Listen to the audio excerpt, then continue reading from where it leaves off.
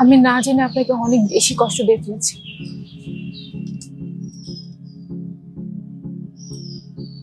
একটা কথা বলি, রাগ করবেন। শুধুমাত্র প্রাতিষ্ঠানিক শিক্ষা না থাকলে না একটা মানুষকে আপনি অশিক্ষিত বা মূর্খ বলতে পারবেন না। বরং অশিক্ষিত বা মূর্খ হচ্ছে তারাই যারা কিনা শিক্ষা এবং শিক্ষিতের মূল্য দিতে জানে না। একটা মানুষ মানুষকে ছোট করবে, সেটা কেমন শিক্ষা? প্লিজ, আপনি আর আমাকে লজ্জা দিবেন না। একটা কথা কি তামান্না জানেন, আমারও না পড়াশোনা করার অনেক ইচ্ছা ছিল। খুব অল্প বয়সে বাবা মারা যায়। অনেক কষ্ট করে কাজ করে করে এসএসসিটা পাশ করেছিলাম। তারপর আর পড়াশোনা করার মতো আমার ওই অর্থনৈতিক যোগ্যতাটাই হয়ে ওঠেনি। কলেজে পড়ার সময় বিদেশে পাড়ি জমাই, দুবাই যে দিনের পর দিন রাতের পর রাত পরিশ্রম করে যখন দেশে ফিরি, হাতে কিছু সঞ্চয়ের টাকা ছিল। সেই টাকাটা দিয়ে না একটা ছোট্ট গার্মেন্টস দিই। আজকে এই যে এত বড় অবস্থান দেখতে পাচ্ছেন আমার কোম্পানির, এইটা আমার পরিশ্রমের ফসল। নিজের পরিবারের খরচ, বোনের পড়াশোনার খরচ, এই সবকিছু জোগাতে জোগাতে না আমার আর কোনো শিক্ষা জীবন হয়ে ওঠেনি।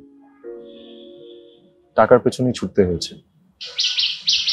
হ্যাঁ, আমি স্বীকার করি আমি মূর্খ, অশিক্ষিত। কিন্তু যে শিক্ষা মানুষকে অহংকারী করে তুলে, অমানুষ করে তুলে, সেই শিক্ষা না আমার কোনো দরকার।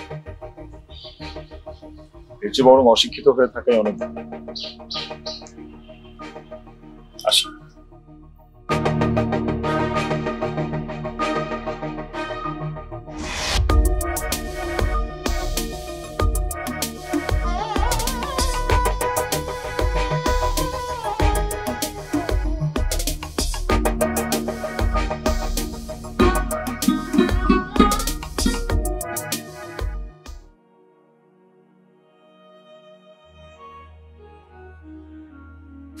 জাহিদ সাহেবের কথাগুলো এখনো কানে বাজছে।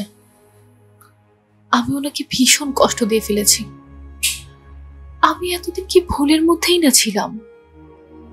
সত্যিই তো, একজন মানুষের প্রাতিষ্ঠানিক শিক্ষা, সার্টিফিকেট কখনোই তার আসল পরিচয় হতে পারে না, বরং তার ভেতরের মনটাই হচ্ছে তার আসল পরিচয়।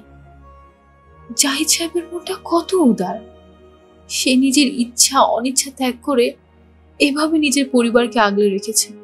তিনি তো প্রকৃত মানুষ, প্রকৃত শিক্ষিত। আমি ভুল করেছি, অনেক বড় ভুল করে ফেলেছি।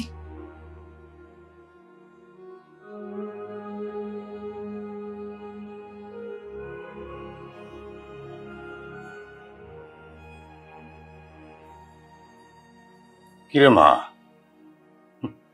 মন খারাপ করে বসে আছিস কেন? জানো বাবা, আমি না একটা ভুল করে ফেলেছি। আবার কি ভুল হয়েছে? কোনো মানুষের সম্পর্কে সম্পূর্ণভাবে না জেনে তাকে বিচার করা একদমই ঠিক না। তুই কার কথা বলছিস আমি ঠিক বুঝতে পারছি না রে মা। বাবা, তোমার জাহিদ সাহেবের কথা মনে আছে? কোন জাহিদ? ও, যারা তোকে দেখতে এসেছিল? হ্যাঁ বাবা। কেন, জাহিদের আবার কি হয়েছে? জাহিদ সাহেব মানুষ হিসাবে অনেক ভালো। আমি হয়তোবা তার সাথে অনেক বেশি অন্যায় করে ফেলেছি না বুঝে। সেই জন্যে মন খারাপ? হ্যাঁ বাবা। তাহলে তুই একদিন জাহিদের সঙ্গে দেখা করে সরি বলে আয়। সরি বললে কি সব সমস্যার সমাধান হয়ে যাবে? তুই কি বলছিস আমি তো তোর কথার আগামাথা কিছুই বুঝতে পারছি না। থাক, তোমার আর বুঝে কাজ নেই। শোন, বিয়েটা ভেঙেছিস তুই। তুই যদি আবার চাস যে সম্পর্কটা জোড়া লাগুক, আমি চেষ্টা করতে পারি। কি আমি কি যাব জাহিদের মায়ের সাথে কথা বলতে? তোমার ইচ্ছে।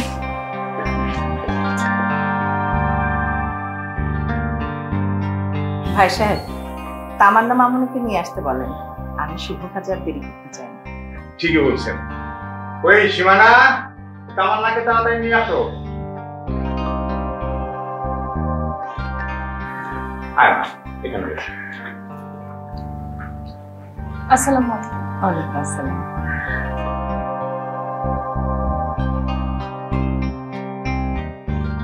এটা করিয়ে দে। এটা রাখো। জীবনের এত বড় একটা সিদ্ধান্ত নেওয়ার আগে আমি তামান্নার সাথে কিছুক্ষণ একা কথা বলতে চাই।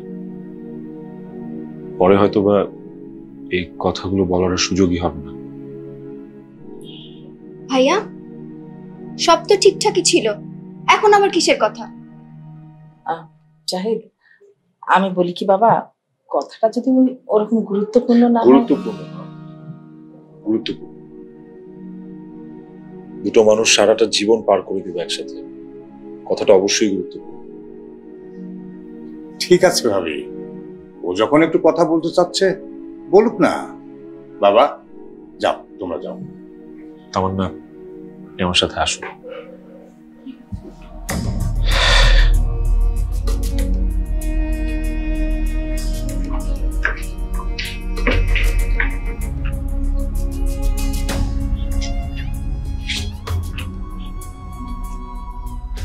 আমি দুঃখিত আপনাকে এভাবে ডেকে নিয়ে আসার জন্য। না, কোনো সমস্যা নেই। আপনার কিছু বলা থাকলে আপনি বলতে পারেন।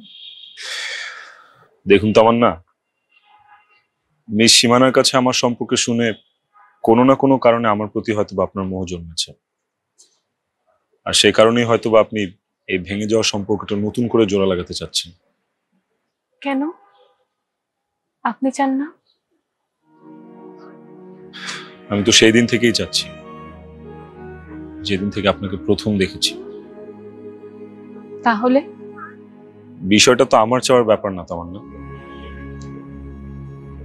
আপনার হয়তো বা এখন মনে হচ্ছে যে আমরা দুজন একসাথে সারাটা জীবন পার করে দিতে পারবো, কিন্তু কিছুদিন পরে আপনার বন্ধু বান্ধব, আত্মীয় স্বজন, পাড়া প্রতিবেশী সবার কাছে আপনি আমার শিক্ষাগত অযোগ্যতার কারণে অনেক কথা শুনবেন।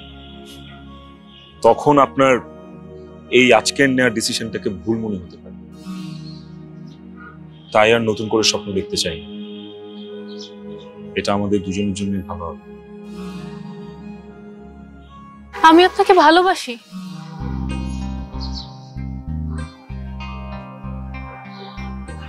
ঠিক বুঝলাম না। কানে শুনেন না? বলেছি আমি আপনাকে ভালোবাসি। কিন্তু আমি তো উচ্চ শিক্ষিত নই, লাগবে না। আমার কোনো সরকারি চাকরিও নেই। দরকার নেই। মানুষজন আপনাকে ছোট করবে। হলে হব, তবু আমার এই জাহিদটাকেই চাই, যার মনটা অনেক উদার, যে মানুষ হিসাবে অনেক ভালো, যে সবাইকে ভালোবাসতে জানে, আর যার পুরোটা হৃদয় জুড়ে শুধু আমি থাকবো। থাকবো না?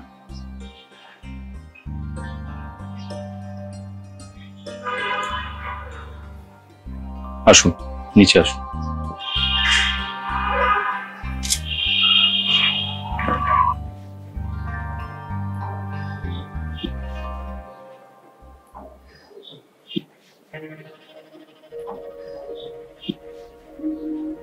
ওরা আসে না কেন?